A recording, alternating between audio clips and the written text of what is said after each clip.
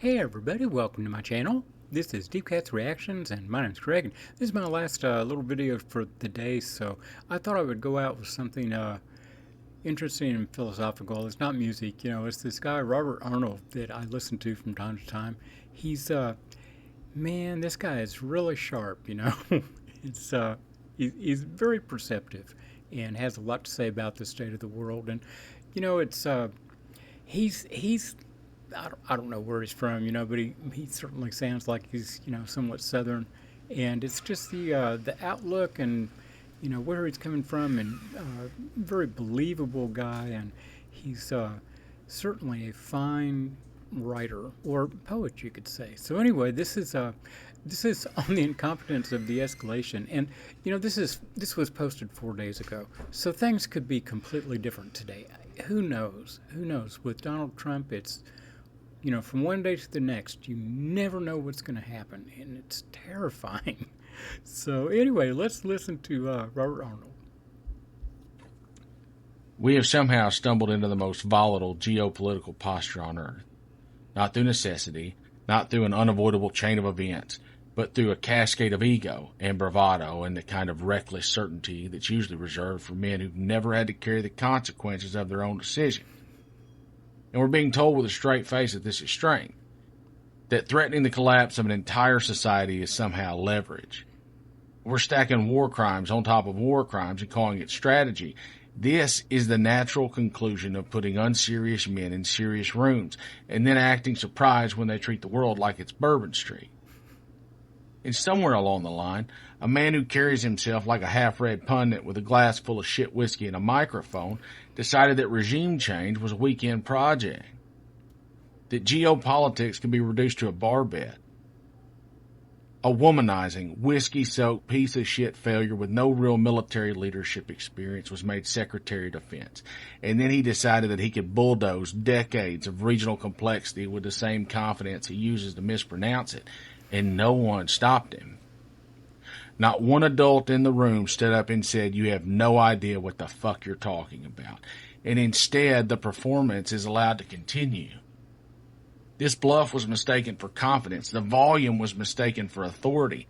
The kind of man who confuses his ass with a wristwatch was handed influence over decisions that require precision, discipline, and the humility to know what you don't know, which in this case appears to be goddamn everything. So now we have ultimatums delivered like last calls and timelines that are pulled from thin air and threats that are so cartoonishly oversized that they sound like they were written by someone who thinks that war is something that only happens on TV. That we can do it in 48 hours. Well, of course you can. And I can shit diamonds if we're measuring success in sentences instead of reality. This is the level of thinking we've elevated. This is the new Trump standard. And when the fantasy collides with reality, when Iran doesn't fold on cue, when the world refuses to behave accordingly to the expectations of men who have never been forced to revise their own assumptions, what do we get? We get escalation. Not strategy, not recalibration. Escalation. Because admitting you were wrong requires a level of maturity that is apparently in very short supply. Much shorter supply than missiles. So instead of course correcting, we double down. We inflate the language. They've gone from, "We've got this under control," to "A whole civilization will die tonight," as if turning the volume knob all the way to the right somehow compensates for the fact that nobody bothered to read the goddamn handbook. And the part that's sitting on top of the global powder keg is that there is still no objective. None. Not a fucking thing. No defined end state, no measurable success criteria, no coherent explanation for what happens after the dust settles. And assuming anyone involved is still interested in something as trivial as after, just a vague chest-thumping insistence that this is necessary or important or decisive, this is the geopolitical equivalent of a man insisting he knows where he's going while missing every goddamn exit on the way. And we're supposed to take this seriously. We're supposed to believe that threatening the collapse of an entire civilization is some rational response to an economic and strategic situation which we ignited in the first place. That this is about security, that this is about stability, that this is about anything other than a catastrophic refusal to admit that the initial premise was deeply and horribly flawed. There is no credible existential threat to the United States being articulated to justify this level of rhetoric. Not one. What there is, though, is a fragile ego and a personality structure that cannot tolerate the idea of being wrong. And the cost will be very fucking real. Now, not for the men making these decisions from their well-lit rooms and new leather chairs, not for the ones treating this like a performance of strength. The cost will land exactly where it always does, on the people who will be told to pay more and endure more and sacrifice more. The people who will be handed the bill for someone else's arrogance and told that it's patriotism. But the cost will be generational, and they will be visited on our children and grandchildren. Our economy will suffer in ways that few living Americans have ever seen. Meanwhile, the rest of the world is watching this unfold like a slow-motion demonstration of how credibility evaporates. Allies recalibrating, enemies taking notes, markets bracing for impact, and at the center of it all, the United States sounding more and more like a man arguing with himself on a street corner.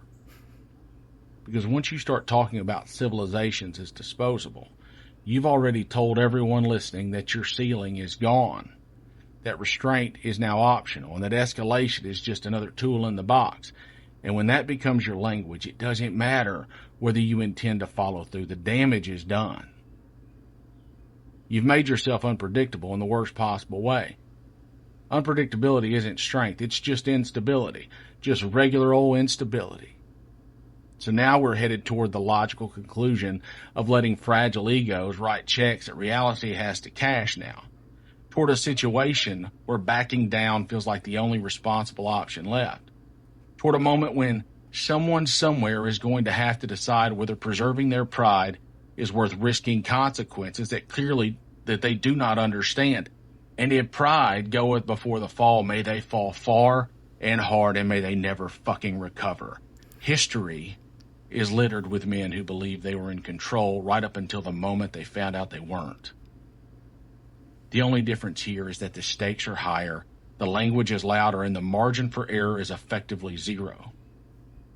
And if this is what passes for strategic thinking, if this is the caliber of judgment guiding decisions that could destroy the world in a matter of hours, then the question isn't whether this is dangerous. The question is why anyone is still pretending that it isn't inevitable. God damn these fragile men. Define still death. Yeah, sums it up pretty well. Does he sound fucking pissed?